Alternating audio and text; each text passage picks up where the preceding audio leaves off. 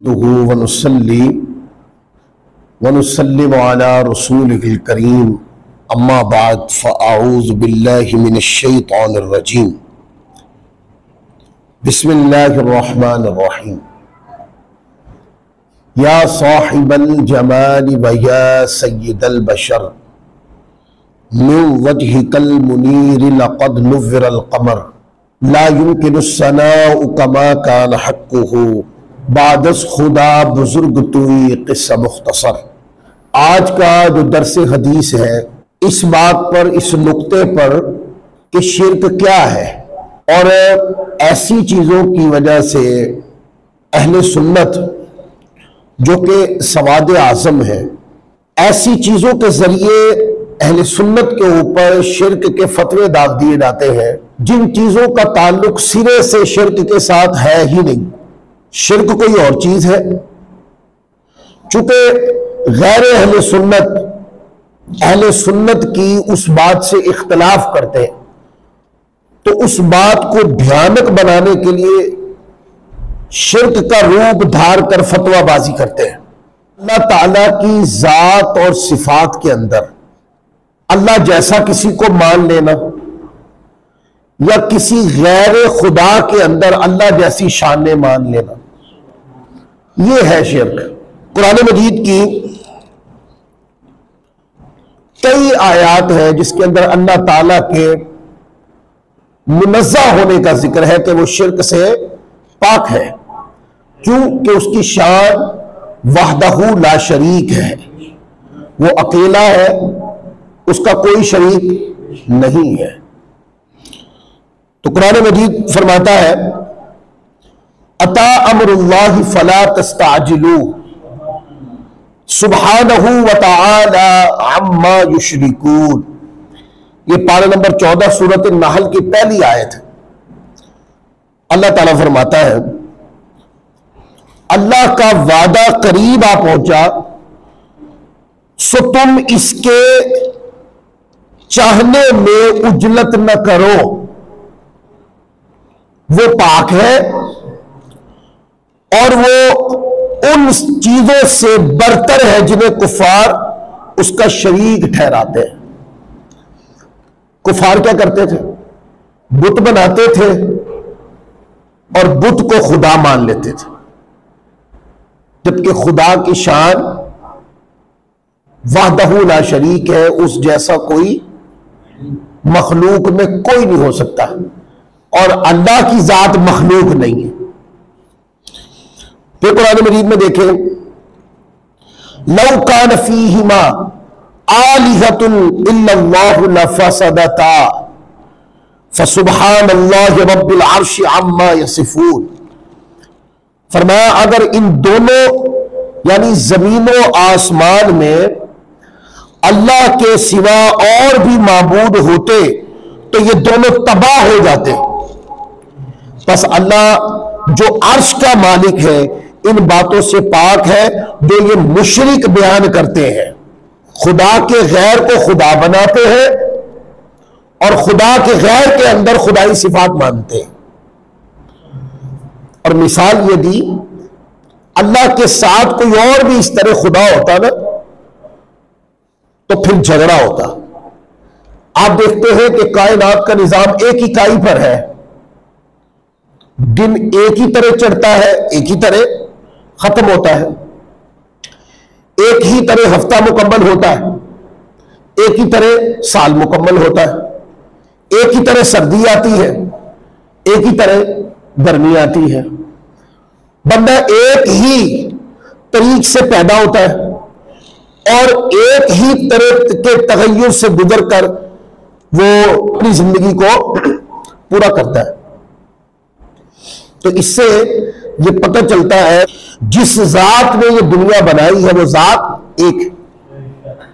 لہذا جو مشرکین ایک سے زیادہ بت بناتے اور ہر قوم کا ہر قبیلے کا علیحدہ بت ہوتا اور وہ خدا مانتے، اور ساتھ ایک تو اللہ کے غیر کے اندر خدائی صفات مانتے، خدا کے غیر کو خدا مانتے، اور پھر اپنی جہالت اس سے بھی آگے کہ ایک سے زیادہ اپنی جہالت میں خدا بھی مانتے۔ اسلامی نظریہ کیا ہے؟ اسلامی نظریہ یہ ہے کہ اللہ کی ذات کے علاوہ کوئی اور خدا نہیں، اور خدا ایک ہے، وہ وحدہ لا شریک ہے، اس جیسا اور کوئی نہیں ہو سکتا۔ یہ ہے شرک۔ یعنی اگر کوئی بندہ اللہ کے غیر کو خدا مانے یا اللہ کے غیر میں خدائی صفات مان لے تو کیا ہو جاتا ہے؟ شرک ہو جاتا ہے۔ لہذا مسلمانوں کا یہ عقیدہ پکا سچا ہے کہ اللہ شرک سے پاک ہے، اللہ وحدہ لا شریک ہے، کوئی اور ذات خدا نہیں ہو سکتی۔ اس کے اوپر حدیث ہے حضرت ابو ہریرہ رضی اللہ تعالی عنہ کی، بیان کرتے ہیں کہ رسول پاک صلی اللہ علیہ وآلہ وسلم نے ارشاد فرمایا کہ اللہ تعالیٰ فرماتا ہے میں تمام شرکاء سے بے نیاز ہوں، ہر طرح کے شریک سے پاک ہوں میں۔ جس شخص نے کسی عمل میں میرے غیر کو شریک کیا میں اسے اور اس کے شرکیہ عمل کو چھوڑ دیتا ہوں، یعنی دونوں کو میرے ہاں قبولیت نہیں ملتی، وہ اللہ تبارک و تعالیٰ کی رضا کے خلاف ہو جاتا ہے، اللہ کے دین کے خلاف ہو جاتا ہے، اللہ کی تعلیمات کے خلاف ہو جاتا ہے۔ تو اگر کوئی بندہ اللہ تعالیٰ کی ذات میں صفات میں شرک کا مرتکب ہو اور ساتھ کہے کہ میرے اعمال برقرار ہے، اس کا ثواب برقرار ہے، آپ کا ایمان ہی برقرار نہیں ہے۔ اعمال کو بعد کی باتیں ہے نا، پھر قبولیت اس کے بعد کی بات ہے۔ سیے سے شرک کرنے والا دار اسلام سے ہی خارج ہے۔ پھر اسی طرح کئی اور احادیث ہیں کہ جس کے اندر یہ بات آئی ہے کہ اللہ تعالیٰ شرک سے پاک ہے، کوئی ذات خدا نہیں ہو سکتی سوائے خدا کے، اور کوئی ذات ایسی شانوں کی مالک نہیں ہو سکتی سوائے خدا کے کہ اس کے اندر خدائی صفات مانی جائے۔ اب یہ تو ہم نے سمجھ لیا کہ شرک کس کو کہتے ہیں۔ اب آئے نا ذرا اس بات پہ غور کریں کہ کچھ لوگ ایسے ہیں کہ فروعی مسائل جو ہوتے ہیں نا، فروعی مسائل، اس کو لے کر شرک کے فتوے ڈاک کے انہوں نے اپنی تبلیغ کا منشور بنایا ہوا ہے، اور وہ پوری امت کو مشرک بنانے پہ تلے ہوئے ہیں۔ آپ دیکھیں نا، اہل سنت سواد اعظم ہے، امت مسلمہ کو دیکھیں گے نا آپ تو آپ کو اہل سنت کی کثرت نظر آئے گی، امت کی 90% سے بھی جو آبادی ہے 90% سے زیادہ ماننے والے اہل سنت لوگ ہیں۔ آپ کبھی کسی کے ذہن میں یہ نہیں آنا چاہیے کہ شاید پاکستان میں اہل سنت لوگ رہتے ہیں۔ آپ پاکستان میں اہل سنت کی غالب اکثریت ہے، آپ ہندوستان جائیں آپ کو غالب اکثریت نظر آئے، آپ بنگلہ دیش چلے جائیں اہل سنت کی آپ کو نظر آئے گی۔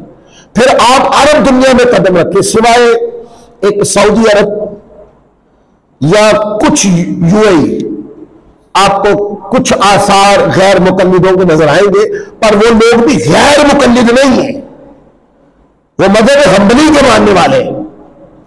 غیر مقلد صرف پاکستان میں پائے جاتے ہیں یا ہندوستان میں پائے جاتے ہیں۔ اس کے علاوہ مصر چلے جائیں، لبنان چلے جائیں، فلسطین چلے جائیں جہاں آج کل جنگ ہو رہی ہے، اللہ تعالیٰ مسلمانوں کی خیر فرمائے، آپ چلے جائیں وہاں، آپ اس لیے مسلمانوں کے ملک شام میں، ترکی میں کہیں بھی چلے جائیں آپ کو قطر اہل سنت لوگ نظر آئیں گے۔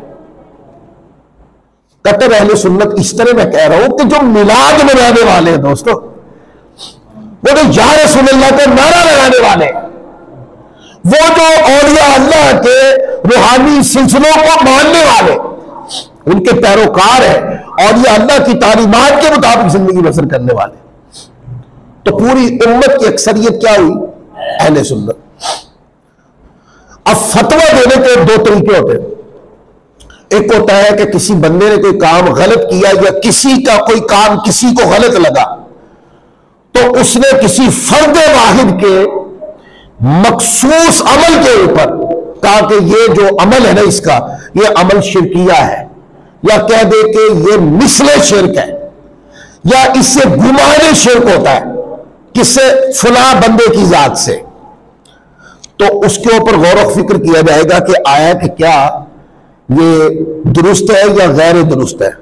لیکن اگر کوئی کہہ دے کہ سنی جو ہے نا شرک کرتے ہیں، جو کوئی یہ جملہ بولے، مطلب ایک مثال دے لیں، ہمارے اوپر جو شرک کے فتوے داغے جاتے ہیں وہ تو چھوٹی چھوٹی باتوں سے، مطلب اگر ایسے چوم کے آنکھوں سے لگا لیا نام محمد الرسول اللہ صلی اللہ علیہ وآلہ وسلم کو، تو ہمارے اوپر شرک کا فتویٰ لگ جاتا ہے۔ اب کوئی کہے نا کہ انگوٹھے چوم کے آنکھوں سے لگانا یہ شرک ہے، تو جتنے بھی لوگ اس طرح کرتے ہیں وہ سارے مشرک قرار پائے۔ مفتی صاحب جو تھے ہمارے معاند، ہمارے خلاف، وہ تو فتویٰ دے کے گھر چلے گئے، ان کو کیا پتا کہ میرے فتوے کی زد میں مصطفیٰ کی کتنی امت آ گئی ہے۔ ایک مجلس تھی تو ایک شخص نے یہ بات پوچھی، تو میں نے نام نامی کو اس طرح چوما، تو اس نے کہا یہ تو شرک ہے، یہ تو درست نہیں ہے۔ اچھا، میں نے اس سے کہا بھئی شرک کہتے ہیں اللہ کی ذات اور صفات کے اندر کسی شریک کر دینا، کسی غیر خدا کو مثل خدا ماننا، یا غیر خدا کے اندر خدا کی شان مان لینا۔ اللہ تعالیٰ چوما جا سکتا ہے؟ اللہ تو چومنے سے پاک ہے، اللہ تعالیٰ تو چومنے سے پاک ہے، تو پھر چومنا شرک کیسے ہو گیا؟ یہ چھوٹی چھوٹی باتیں یار، آپ دیکھیں جس بندے نے انگوٹھے چوم کے آنکھوں سے لگائے ہیں، کبھی اس سے پوچھے تو صحیح بھی یہ کیوں کیا آپ نے؟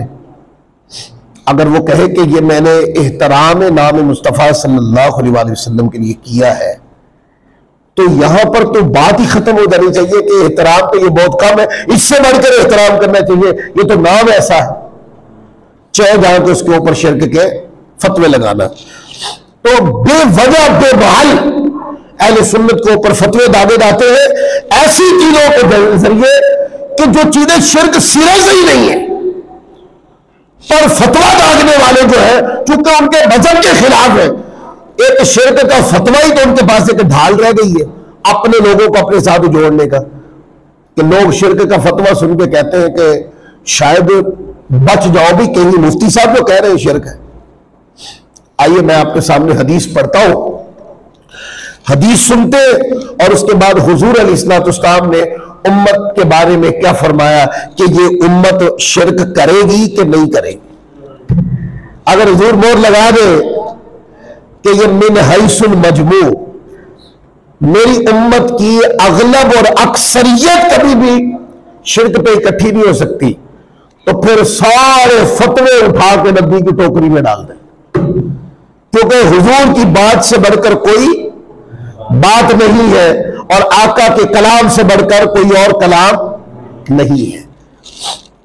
میں حدیث پڑھوں گا، آپ نے حدیث کے اوپر والا پہلے مضمون سننا ہے، پھر اینڈ والے جملے سننے۔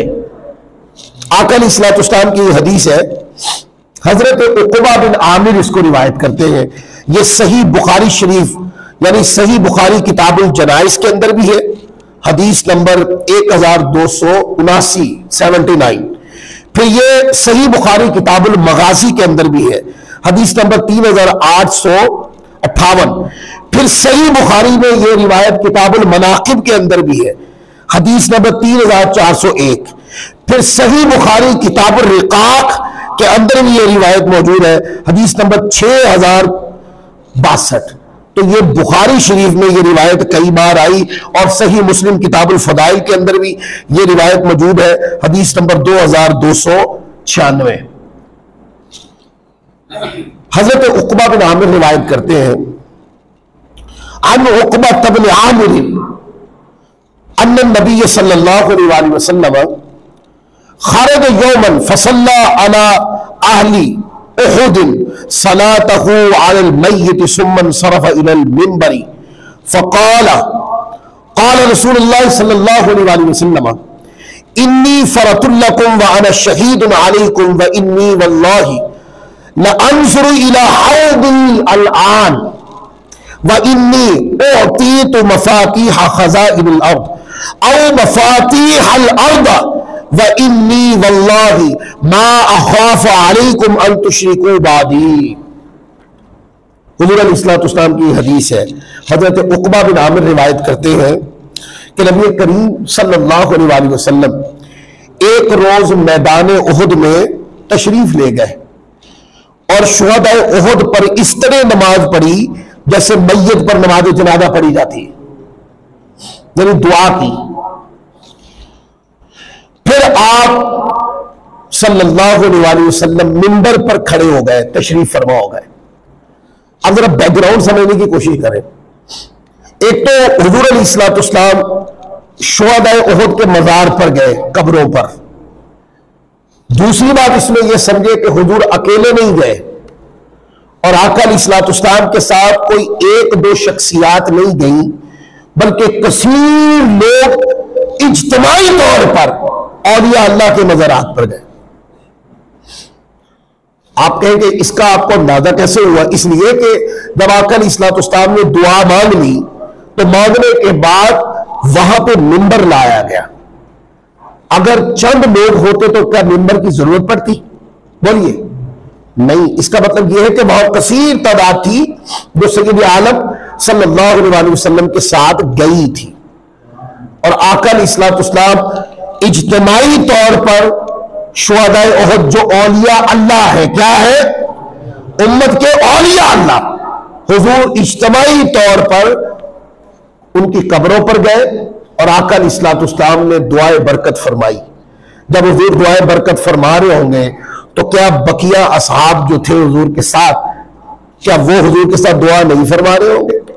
تو یہ قبروں پر اولیاء اللہ کے مزارات پر اجتماعی طور پہ آنا بھی اس حدیث سے ثابت، اور اجتماعی طور پر اولیاء اللہ کے لیے یعنی شہداء احد کے لیے حضور نے دعا کی تو سب نے مل کے دعا کی، تو اجتماعی طور پر مزار پر دعا کروانا بھی سنت مصطفیٰ ہوگی. پھر اس کے بعد کیا؟ آقا علیہ الصلوۃ والسلام کے لیے منبر لایا گیا اور حضور علیہ الصلوۃ والسلام منبر پر تشریف فرما ہو گئے، اور آقا علیہ الصلوۃ والسلام نے منبر پر خطاب فرمایا. اب یہ پورا عرس جو ہے نا، عرس، یہ آدھی لائن کے اندر پورا عرس آقا علیہ الصلوۃ والسلام نے بیان فرما دیے. عرس کیا ہے؟ ولی کی قبر ہوتی ہے، اصال ثواب ہوتا ہے، دعا ہوتی ہے، علماء کرام کے لیے منبر بچھایا جاتا ہے اور وہاں خطابات ہوتے ہیں. اس پورے مجموعے کا نام کیا ہے؟ عرس. یہ پورا حدیث سے ثابت ہے کہ وہ عمل جو امت میں بعد میں اولیاء اللہ کے مزارات پر کیے، حضور کی سنت میں، وہ سارے کا سارا عمل حضور کی سنت سے ثابت ہے. میں ساتھ ساتھ بتا رہا ہوں کہ جو خرافات ہے نا، اہل سنت علماء پہلے ہی ان خرافات سے جنگ کر رہے ہیں. اس کا مطلب یہ نہیں ہے کہ مکمل عرسی جو ہے نا وہ ناجائز ہے، خرافات کے ہم خلاف ہیں، لیکن اولیاء اللہ کے جو آراء سے یہ کہنا کہ یہ سنت سے ثابت نہیں ہے، یہ اس طرح کا عمل حضور علیہ الصلوۃ والسلام کی سنت سے ثابت نہیں ہے، یہ سارا خام خیالی ہے. اور جس کو یہ خام خیالی ہے وہ اس خام خیالی میں ہی زندگی بسر کرے گا.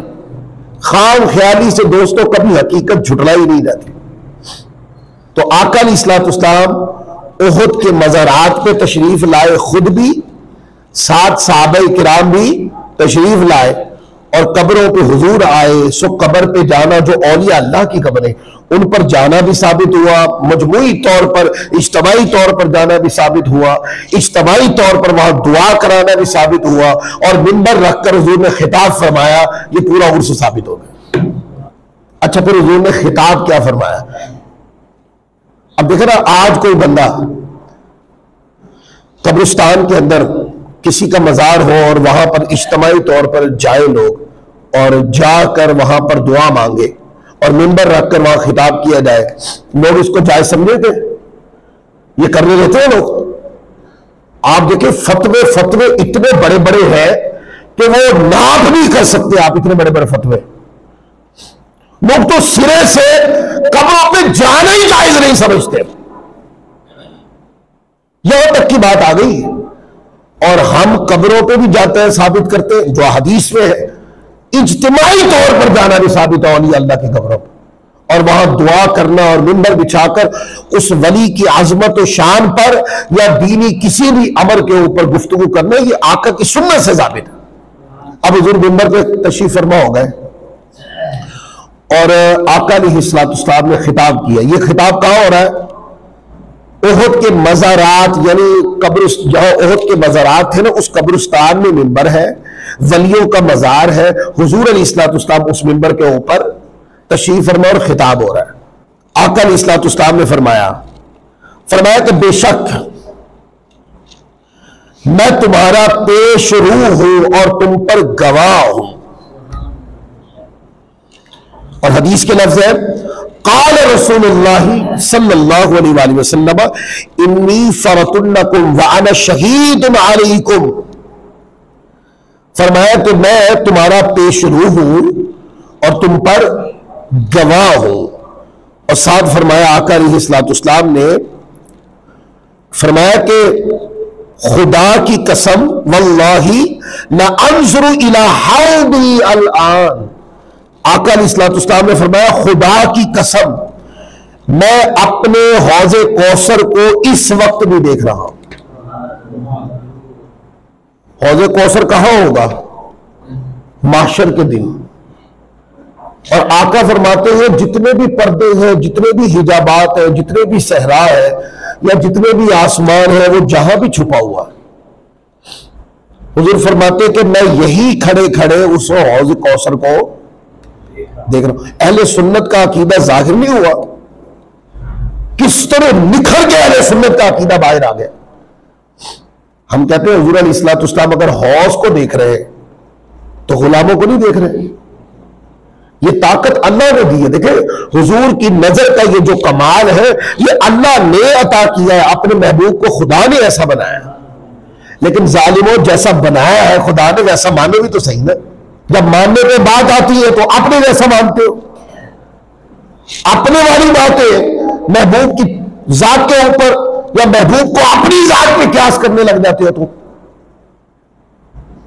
تو دیکھیں فرمایا کہ میں اس حوضی الان کہ میں حوض کوثر کو یہی کھڑے کھڑے دیکھ رہا ہوں، اور پھر آگے حدیث پاک کے اندر لفظ ہے ساتھ حضور علیہ السلام نے فرمایا کہ بے شک مجھے زمین کے خزانوں کی کنجیے یا فرمایا روئے زمین کی کنجیے عطا کر دی گئی۔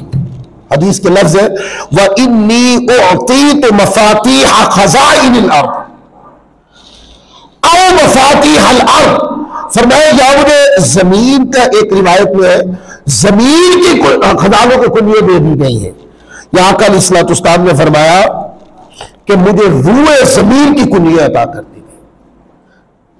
کنجیے عطا کر دینا، خزانے دے دینا، آقا فرماتے مجھے خزانے دے دیا رب نے۔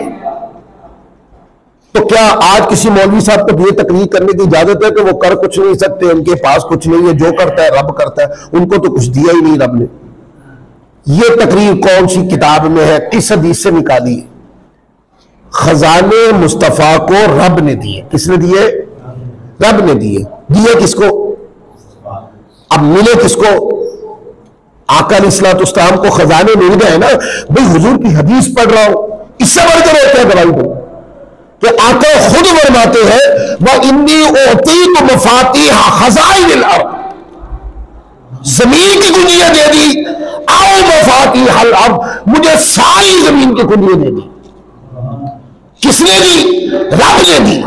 کس کو دی؟ مصطفیٰ کو دی۔ اب ہم نے کیا ماننا ہے؟ ہم نے یہ ماننا ہے کہ رب نے خزانے حبیب کو دے دیے۔ اب یہ جو حبیب خیرات تقسیم کرتے ہیں یہ دی رب کی ہی ہے، پر ذریعہ کون سی ذات بن گئی؟ محبوب بن گئے ذریعہ۔ تو اب کوئی محبوب سے مانے تو مولوی صاحب کا فتویٰ نکل آتا ہے شرکت۔ وہ کہتے ہیں رسول پاک سے مانگ نہیں سکتے، ان کے وسیلے سے نہیں مانگ سکتے، یہ جائز نہیں ہے، کیونکہ وہ کر کچھ نہیں سکتے۔ تمہیں بڑا پتا کہ کر کچھ نہیں سکتے، نہ کوئی حوالہ، نہ کوئی بات، نہ کوئی لینا دینا، زور ہی زور، طبیعت کا غصہ ہی غصہ۔ میں غصے کا نام علم تھوڑی ہے. ہم تو پڑھ رہے ہیں کہ آقا علیہ الصلوۃ والسلام کو خزانوں کی چابیاں رب نے دے دی. خزانے رب کے ہیں اور اپنے محبوب کو دے دیے. اب جس کو ہم محبوب دیں گے وہ رب کا ہی عطیہ دیں گے. لیکن امتی کو تو در مصطفیٰ سے ہی ملا ہے نا. امتی تو یہی کہے گا نا کہ عطا رب کی ہے پر میری در مصطفیٰ سے ہے. تو امتی در مصطفیٰ سے سوالی بن کے جائے اور کہ بھر دو جھولی میری یا محمد. تو مفتی صاحب کا فتویٰ نکلا, وہ ڈانگ فتوے کی نکال لے باہر. تو لوگ کہاں جائے؟ حدیث مصطفیٰ کے در سے ہٹنے نہیں دیتی. اور جو معاند مفتی ہے وہ امت کو مصطفیٰ کے در سے جڑنے نہیں دیتا. پھر آگے دیکھیں, آگے حدیث پاک کے اندر ہے, آپ دیکھیں کہ 3-4 باتیں عرس بھی اسی حدیث سے ثابت. آقا فرماتے میں تم پر گواہ ہوں, تمہارا پیش رو ہوں, تم پر گواہ ہوں. یعنی کہ ایسا کبھی نہ سمجھنا کہ میرے دنیا سے وصال فرما جانے کے بعد تم میری نظروں سے غائب ہو جاؤ گے, تم میری نظر میں رہو گے. یہ شان مجھے رب نے دی ہے کہ میں مزار انپر انوار سے تمہیں دیکھوں گا. اور ایک حدیث میں تو یہاں تک آیا, آقا علیہ الصلوۃ والسلام نے فرمایا کہ تمہارے اعمال مجھ پر پیش ہوں گے. تمہارے اچھے اعمال دیکھ کر حضور فرماتے میں تبسم فرماؤں گا, اور تمہارے برے اعمال دیکھ کر اللہ کی بارگاہ میں تمہاری مغفرت کی دعا کروں. تو حاضر و ناظر بھی اسی حدیث میں, عرس بھی اسی حدیث میں. اور آقا فرماتے ادھر کھڑے کھڑے ہی فرمایا کہ میں جس مقام پہ کھڑا ہوں اس مقام سے میں حوض کوثر کو دیکھ رہا ہوں, چاہے لاکھوں ہزاروں پردوں میں ہے وہ, پر آقا فرماتے میں دیکھ رہا ہوں, کیونکہ مجھے دیکھنے کے لیے کسی بھی پردے کی حاجت نہیں ہوتی. تو اس سے یہ بھی پتہ چلا کہ غلام دور ہو یا قریب ہو, آقا علیہ الصلوۃ والسلام کے لیے کوئی غلام دور نہیں ہے. سو دور سے بھی غلاموں کو آقا دیکھتے, قریب والوں کو بھی مصطفیٰ دیکھتے ہیں. اور تیسری بات کہ حضور علیہ الصلوۃ والسلام کا جو در ہے وہ غلاموں کو, سوالیوں کو دینے والا ہے, کیونکہ اللہ نے حضور علیہ الصلوۃ والسلام کو خزانوں کی چابیاں عطا کر دی. یہ ساری بات بیان ہونے کے بعد میں بیک گراؤنڈ بیان کرنے کے بعد آگے ایک جملہ بولنا چاہتا ہوں جو حدیث پاک کے اندر ہے. یہ جتنا کچھ بھی بیان ہوا یہ تو سنیوں کے علاوہ کوئی مانتا ہی نہیں ہے, اور حضور علیہ الصلوۃ والسلام نے یہ سارے سنی عقائد حدیث میں بیان ہوئے. اور پھر آگے کیا فرمایا آقا علیہ الصلوۃ والسلام نے فرمایا واللہ, واللہ خدا کی قسم, ما اخاف علیکم ان تشرکوا بعدی. آقا علیہ الصلوۃ والسلام نے فرمایا خدا کی قسم مجھے یہ ڈر نہیں کہ میرے بعد تم شرک کرنے لگ جاؤ. یہ ساری باتیں بیان ہونے کے بعد حضور علیہ الصلوۃ والسلام نے فرمایا مجھے اس بات کا خوف ہی ختم ہو گیا کہ تم میرے بعد شرک کرو گے. ہاں اگلی باتیں ہیں, فرمایا کہ وَلَكِنْ أَخَافُ عَلَيْكُمْ أَن تَتَنَافَسُوا فِيهَا. فرمایا کہ ہاں بلکہ مجھے ڈر اس بات کا ہے کہ تم دنیا کی محبت یعنی مال و دولت اور دنیا کی حرص میں مبتلا ہو جاؤ. اب امت ان چیزوں میں مبتلا ہوئی ہے کہ نہیں؟ کتنا ایکوریٹ یہ مضمون ہے حدیث کا. جو ہمارے معتقدات ہیں یہ شرک نہیں, جبھی تو حدیث میں بیان ہو گئے. اور فرمایا کہ میری امت من حیث المجموع شرک نہیں کرے گی, یعنی امت کی اکثریت کبھی شرک میں اکٹھی نہیں ہوگی. اور امت کی اکثریت کون ہے؟ ہم اہل سنت. تو جو مولانا فتویٰ دیتے ہیں اہل سنت کے اوپر کہ سنی مشرک ہے, سنی فلاں ہے, یہ حضور کے حکم کے خلاف کوئی کام کر رہے ہیں مفتی صاحب, کہ حضور کی امت من حیث المجموع شرک نہیں کر سکتی. یہ خوشخبری آپ کو اور مجھے رسول پاک صلی اللہ علیہ وسلم نے سنا دی. اور یہ والی جو روایت ہے یہ روایت صحیح بخاری میں بھی ہے, صحیح مسلم میں, اور صحیح بخاری کے اندر صحیح مسلم کے اندر یہ ایک اور سیغے سے بھی آئی ہے. اس میں حضور علیہ الصلوۃ والسلام نے یہ فرمایا آقا علیہ الصلوۃ والسلام نے فرمایا وَإِنِّي لَسْتُ أَخْشَىٰ عَلَيْكُمْ أَن تُشْرِكُوا وَلَكِنِّي أَخْشَىٰ عَلَيْكُمُ الدُّنْيَا أَن تَنَافَسُوهَا۔ حضور علیہ الصلوۃ والسلام نے فرمایا کہ تم میرے بعد شرک کرو۔ آقا فرماتے مجھے اس بات کا ڈر ختم ہو گیا، اس بات کا ڈر نہیں ہے کہ تم میرے بعد شرک میں مبتلا ہو جاؤ گے، بلکہ تمہارے بارے میں مجھے دنیا کی محبت اور ایک دوسرے کی مسابقت کا اندیشہ ہے۔ تم شرک نہیں کرو گے، یعنی ایسا عمل میری امت من حیث المجموع ایسا عمل نہیں کرے گی کہ جس سے ساری امت ہی مشرک ہو جائے گی۔ ہاں دنیا پرستی کی طرف جاؤ گے، حرص دنیا کی طرف جاؤ گے، مال میں ایک دوسرے کے اوپر مسابقت اختیار کرنے کی طرف جاؤ گے تو، پر امت مجموعی طور پر امت کی اکثریت شرک کی طرف نہیں جائے گی۔ پھر اسی طرح یہ روایت جو ہے یہ صحیح مسلم کتاب الفضائل میں ہے، اس کے اندر لفظ ہے آقا علیہ الصلوۃ والسلام نے فرمایا انی لست اخشى علیکم ان تشرکوا بعدی۔ حضور علیہ الصلوۃ والسلام نے فرمایا کہ مجھے تمہارے متعلق اس بات کا تو ڈر ہی نہیں کہ تم میرے بعد شرک کرو گے، بلکہ مجھے ڈر ہے کہ تم دنیا کی محبت میں ایک دوسرے سے مسابقت کرنے لگو گے، آپس میں لڑو گے تو ہلاک ہو جاؤ، ڈر مجھے یہ ہے۔ یہ جس بات ڈر کا حضور نے امکان ظاہر کیا، امت نے وہ کام کیے کہ نہیں؟ بعد میں پھر سے دنیا کا شکار ہوئی امت، دنیا کے مال و متاع کا شکار ہوئی، آپس میں لڑائی جھگڑے بڑے امت میں، اور ایک دوسرے سے پیسے کی لالچ بڑی کہ نہیں بڑی؟ تو شرک کی حضور نفی کر رہے ہیں، اور اس بات کس چیز کا کر سے؟ حرص دنیا۔ سو جس چیز کا آقا نے اس بات کیا امت میں وہ چیزیں پائی گئیں، اور جس کا حضور نے نفی کر دی کہ یہ شرک نہیں کریں گے، ظالموں اس کو بھی مانو کہ کبھی بھی امت مصطفیٰ من حیث المجموع اغلب اکثریت جو ہے امت کی کبھی مشرک نہیں ہو سکتی۔ یہ حدیث پڑھ رہے تھے تو ایک بھائی نے اعتراض کیا، وہ کہنے لگا کہ یہ صحابہ کرام کو حضور خطاب کر رہا ہے کہ صحابہ شرک نہیں کریں گے۔ اور صحابہ نے کیا شرک کرنے، انہوں نے تو لوگوں کو شرک سے نکالا ہے، یہ ان کے لیے نہیں۔ دیکھیں نا، اگر عدم شرک کی خوشخبری صحابہ کرام کے لیے اب فرضی طور پہ مان لیں تو پھر اس سے اگلا مضمون بھی انہیں پر ہی ہوگا، پھر ہم تو بچڑ گئے۔ اور اگلا مضمون کیا ہے کہ وہ حرص دنیا کا شکار ہو جائیں گے، وہ لڑیں گے، وہ پیسے میں ایک دوسرے سے آگے بڑھنے کی کوشش کریں گے۔ یہ تو صحابہ کرام نشانیں نہیں تھی، انہوں نے تو امت کو اور اللہ کے دین کے لیے جانے تک قربان کی، ان کی اولادوں نے جانے تک قربان کی، انہیں تو زندگی میں لڑتے زندگی گزار دی۔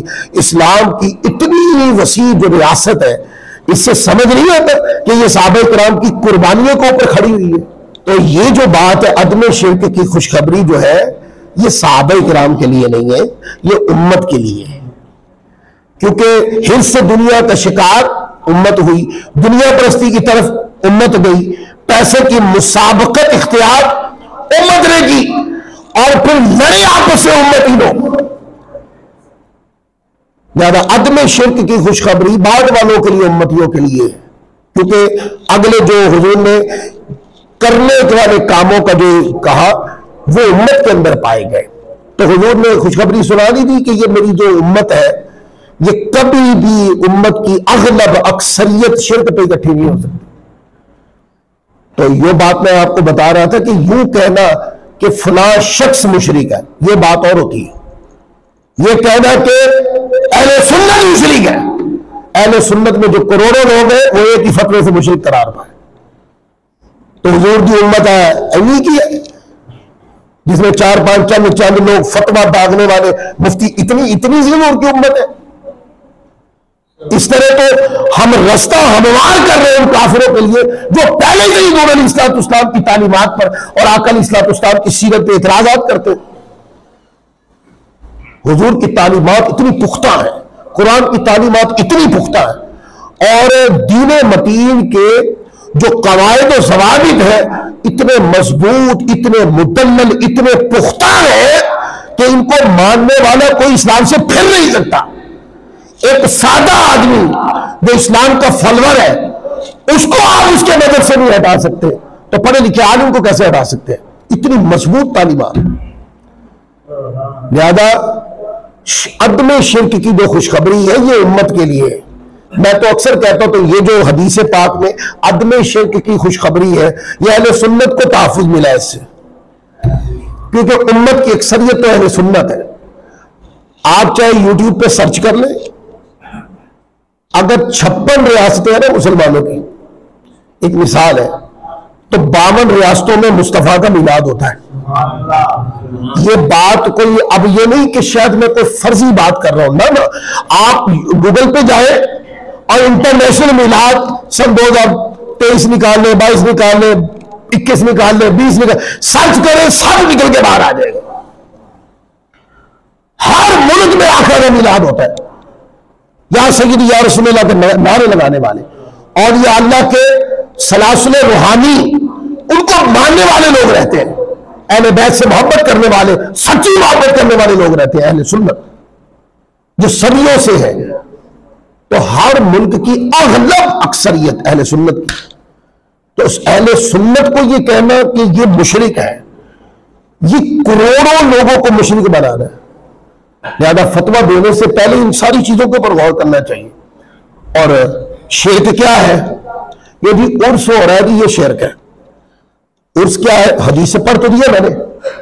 عرس کہتے ہیں کہ سال کے بعد جب دن آتا ہے نا، جس کو برسی کہتے ہیں، برسی کے دن کے اوپر اصال ثواب کرنا، ولی کی قبر پہ جا کر رب سے دعا کرنا ولی کے وسیلے سے، اور علماء کا آنا، منبر بچھایا جانا، خطابات ہونا، اینو عرس کہتے ہیں۔ اب مجھے بتا دیں ان میں سے کون سی چیزیں شرک ہے؟ سارے ذمہ پایا ہوا ہے شرک۔ پھر جی اگر کسی نے انگوٹھے چوم لیے تو شرک ہو گیا۔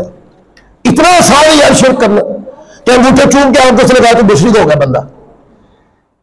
یہ ادائے محبت کی ادا ہے، اس پر تو دلیل بھی ہے یار، مسند الفردوس میں پوری حدیث ہے اس پر۔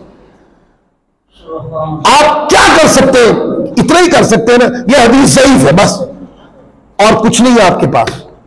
تو کوئی بندے سے پوچھے نا کہ یہ انگوٹھے چوم کے آنکھوں سے لگانا ہے کیا، سامنے والا کہے گا یار یہ مستحب عمل ہے، اچھا عمل ہے، یہ محبت کی علامت ہے، اچھا مستحسن عمل ہے۔ تو ضعیف حدیث سے اس طرح کے مسئلے ثابت ہوتے ہیں۔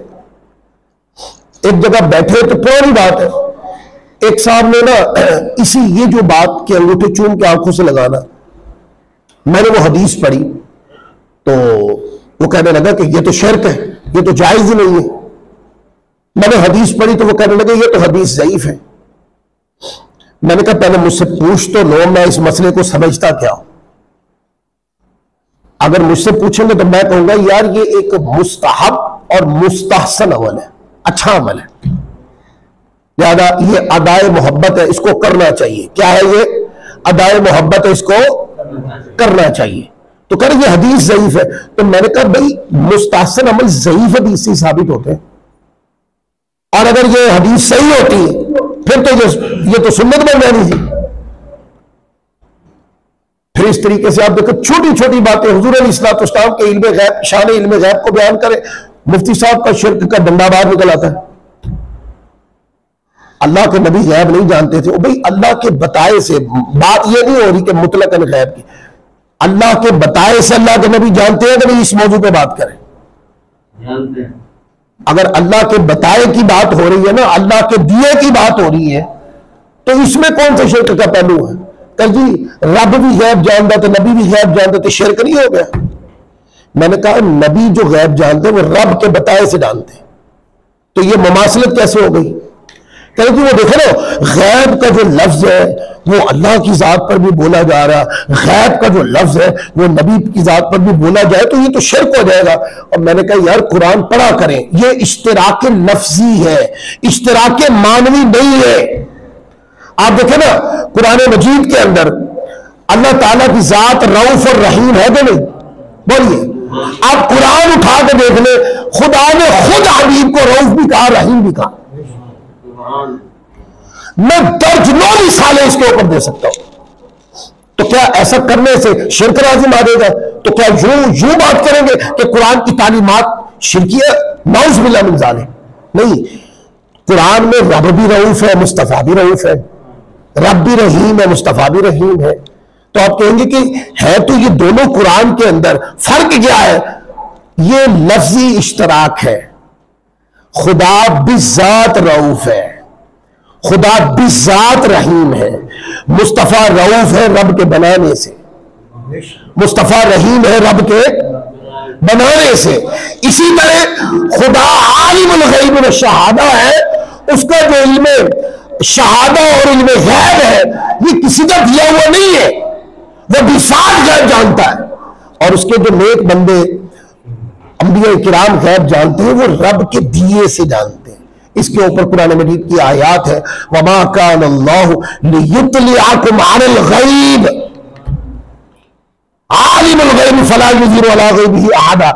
یہ آپ اٹھا لیں، چوتھے پارے سے بھی پڑھ لیں اور اس کو سورۃ جن سے بھی پڑھ لیں. دونوں جگہ غیب کا اطلاق اللہ تعالیٰ کے نبی کی شان پہ ہوا ہے. اگر اس کو آسانی سے سمجھنے کی کوشش کریں تو سمجھ آ جاتی ہے، لیکن اگر بات سمجھ آ گئی تو پھر سنیے تو فتویٰ کے میں داغا جائے گا. یہ تو پوری پریکٹس کی جاتی ہے. چھوٹی چھوٹی باتوں میں اہل سنت عوام کو الجھانا ہے، چھوٹی چھوٹی باتوں میں دلیلیں طلب کرنی ہے. پہلی بات تو دلیل آئے گی نہیں، سادہ لوگ کیا دلیلیں لیں گے؟ اور اگر کوئی دلیل دے ساتھ یہ کہنے کہ یہ حدیث ضعیف ہو گئی ہے، تو یہ سب چنگل بازی ہے، کوئی صداقت نہیں ہے اس کے اندر. میں نے آپ کو کئی بار یہاں پر خطاب کرتے ہوئے کہا مجھے زندگی میں آج تو کوئی سوال ایسا نہیں ملا کہ جو کسی مذہب کا سوال ہو اور ہمارے علماء پہ اس کا جواب نہ ہو. میں نے زندگی میں ایسا سوال کوئی نہیں دیکھا. آپ جو بھی سوال ہے اس کا جواب ہے. یہ جو چیزیں ہیں جیسے غیب کی بات ہے اور اس طریقے سے حاضر و ناظر ہے، اصال ثواب، اس پر حدیث ہے، اصال ثواب ہو گیا. اب میں حاضر و ناظر پر تو بھی حدیث پڑھی آپ کے سامنے، حضور غلاموں کا درود خود سنتے، حدیث پڑھی ہے اس کے اوپر. یہ وہ مضامین ہے جو کئی اعتبارات سے اس منبر پہ ڈسکس ہو چکے ہیں. اب بات صرف یہ بتانی ہے ہم جس عقیدے پر ہے یہ عقیدہ مستحکم ہے، یہ عقیدہ اعتدال ہے. کیوں اعتدال کا عقیدہ ہے؟ آپ دیکھیں کوئی نہ کوئی بندہ کسی نہ کسی جگہ پہ جا کے پھر گیا ہے. کچھ لوگوں کو اہل بیت کی محبت ہی نہیں ہضم ہوتی، وہ صحابہ کی محبت کے نام لیتے ہیں، صحابہ کی محبت کی بات کرتے ہیں، اہل بیت کی محبت کی بات کرتے جان ہی نکل جاتی ہے ان کی. تو پھر گئے نا کسی جگہ سے، ہل گئے نا، کٹ گئے نا کسی جگہ سے. اور کچھ لوگ ایسے جو اہل بیت کی محبت کی بات کرتے ہیں، صحابہ کی نفرت کوٹ کے بھری ہوئی ہے ان کے اندر، ہل گئے نا ایک جگہ سے. اہل سنت عقیدہ اوسط ہے، اہل سنت عقیدہ اعتدال ہے کہ اہل بیت کی محبت کو بھی پوری شان سے مانتے ہیں، صحابہ کی عظمت کو بھی پوری شان سے مانتے ہیں، اولیاء اللہ کی صداقت و حقانیت و عظمت کو پوری شان سے مانتے ہیں. آپ دیکھیں نا، صرف یہ ایک ہی مذہب ہے جہاں پہ پورے نعرے لگتے ہیں. نعرہ تکبیر بھی لگتا ہے، نعرہ رسالت بھی لگتا ہے، نعرہ تحقیق حق چار یار بھی لگتا ہے، نعرہ حیدری یا علی بھی لگتا ہے، نعرہ غوثیہ یا غوث اعظم دستگیر، یہ سارے نعرے لگتے ہیں کہ نہیں؟ یہ نعروں کی دھار بتاتی ہے کہ یہ عقیدہ اوسط ہے، یہ عقیدہ اعتدال ہے جس کے اندر ساری بزرگ ہستیوں کو ان کی عظمت و شان کے مطابق مانا جاتا ہے. کسی کا کوئی دن آئے بڑے بڑے ممبر ویران ہو جاتے ہیں، لیکن نہیں کوئی ممبر ویران ہوتا تو اہل سنت کا ممبر ہے، یہاں سے عظمت کی بات ہوتی. کبھی اہل بیت کرام کے دن آ رہے ہوتے تو آپ دیکھتے ہیں مستقل طور پر مولا کائنات علی المرتضیٰ رضی اللہ تعالیٰ عنہ کا دن آئے، اہل سنت کے ہاں منایا جاتا ہے. ہم تو اہتمام کرتے ہیں باقاعدہ. امام حسن مجتبیٰ کا دن آئے ہم مناتے ہیں، حسین مرتضیٰ آئے. آپ دیکھیں ہماری مجالس میں 10 دن کی محرم الحرام میں محفل ہوتی، 10 دن. حضرت فاروق اعظم سے شروع ہوتی ہے کہ یکم محرم الحرام ان کی شہادت کا دن ہے، اور اس کے بعد امام علی مقام رضی اللہ تعالیٰ عنہ کی عظیم شہادت تک روزانہ کی بنیاد پر ذکر ہوتا ہے. میں خطابات کے لیے رہتا ہوں، مجھے پتہ ہے. پھر میلاد آ جاتا ہے، حضور علیہ السلام کا ذکر ہوتا ہے. پھر ربیع الثانی آتا ہے تو حضرت غوث پاک رضی اللہ تعالیٰ کا ذکر ہوتا ہے. پھر اس کے بعد حضرت سیدنا صدیق اکبر رضی اللہ تعالیٰ عنہ کا دن آ جاتا ہے. پھر آگے جا کے اہل بیت کرام کے امام حسن مجتبی رضی اللہ تعالیٰ عنہ کے دن آ جاتے ہیں، وہ منائے جاتے ہیں. سیدہ کائنات رضی اللہ تعالیٰ عنہا کا دن آتا ہے تو آپ دیکھیں رمضان المبارک میں وہ سیلیبریٹ کیا جاتا ہے، منایا جاتا ہے. مولا کائنات علی المرتضیٰ رضی اللہ تعالیٰ 21 رمضان المبارک منایا جاتا ہے، ذکر کیا جاتا ہے. یہ ساری ہستیوں کے اوپر علماء نے بڑی بڑی تحقیق، بڑی بڑی کتابیں لکھی ہیں تربیت کرنے کے لیے قوم کی. اس لیے اگر کوئی بندہ چرب بیان ہو، کوئی بندہ زیادہ تیز بولتا ہو، تو زیادہ تیز بولنا کسی کی صداقت کی دلیل نہیں ہوتی. دیکھو نا، عام بندے کے سامنے کوئی دوسرا بندہ چرب بیانی بھی کر سکتا ہے، کیا کسی عالم کے سامنے کر سکتا ہے؟ وہ نہیں کر پائے گا. اس کو پتہ ہے کہ جس کے ساتھ میں بات کر رہا ہوں اس نے وہ سب پڑھا ہوا ہے، لہٰذا میں یہاں پر کوئی ڈھکوسلا نہیں مار سکتا ہوں. ایک صاحب تھے، آخری بات بیان ختم کرتا ہوں.